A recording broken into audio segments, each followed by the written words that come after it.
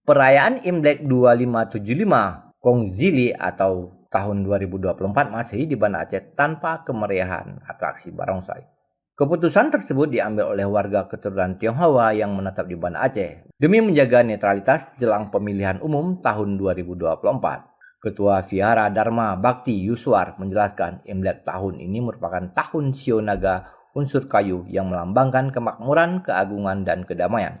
Bertepatan dengan jelang pemilu tahun 2024, Yuswar juga berharap semoga pemilu kali ini berjalan lancar, aman, jujur, dan diberikan pemimpin yang baik untuk Indonesia. Kita harapkan tahun naga kayu ini akan lebih baik, apalagi ini menjelang istilah pemilu ya. Kita sangat mengharapkan bagaimana kalau bisa kita ini diberi ya istilah kedamaian ya di dalam misalnya pemilu ini bisa aman, damai, jujur, adil, bisa memilih pemimpin yang memang amanah, yang pemimpin yang bisa memimpin rakyat dengan baik. Sebenarnya kita memang tiap tahun di sini ya kan, mungkin di Banda Aceh aja beberapa daerah itu ada perayaan dengan dimeriahkan dengan atraksi barongsai. Tapi kali ini mungkin tidak ada ya, maksudnya kita tidak adakan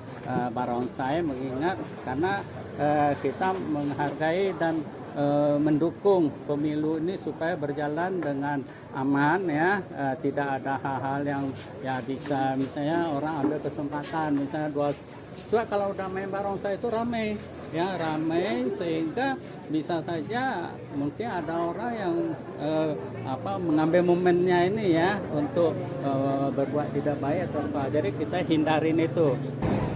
Pada malam jelang perayaan Imlek tahun 2024 ini, Vihara Dharma Bakti dipenuhi oleh warga keturunan Tionghoa yang melakukan peribadatan di malam pergantian tahun baru Imlek atau Lunar New Year.